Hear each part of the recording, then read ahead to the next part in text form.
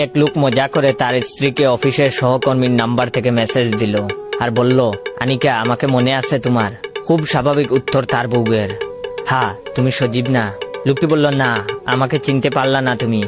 আনিকা নামে শুধু তোমাকে আমিই ডাকতাম। তখন তার বউ বলল, রাফিন তো, কি খবর তোমার? বিয়ে টিয়ে করছো? তুমি তো বিয়ের পাগল ছিলা।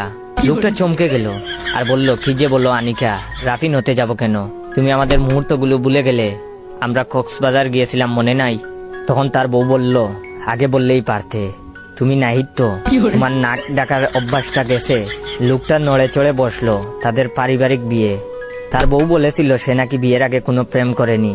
তারপর লোকটি তার বউকে আবারও পরীক্ষা করার জন্য বলল, আমি নেশাখোর সেই ছেলেটা, সিগারেট ছাড়া যার এক মুহূর্ত চলে না।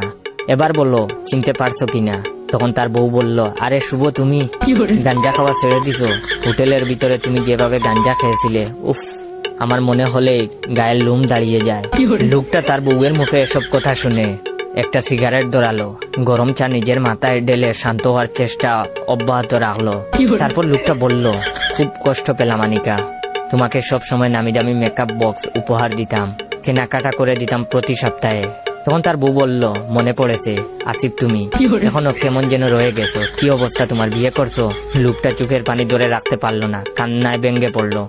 তখন বলল, হ্যাঁ করেছি বিয়ে, কিন্তু আমি আসিফ না, তোমার হতভাগা জামাই। বলেই বাড়ির দিকে রওনা দিল।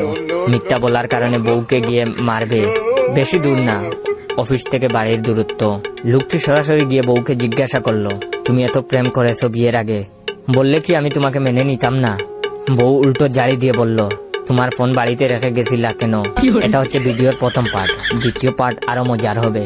যদি দ্বিতীয় পার্ট দেখতে চান তাহলে বেশি বেশি করে লাইক, কমেন্ট, শেয়ার করবেন আর কমেন্ট করবেন দ্বিতীয় পার্টের জন্য। ধন্যবাদ।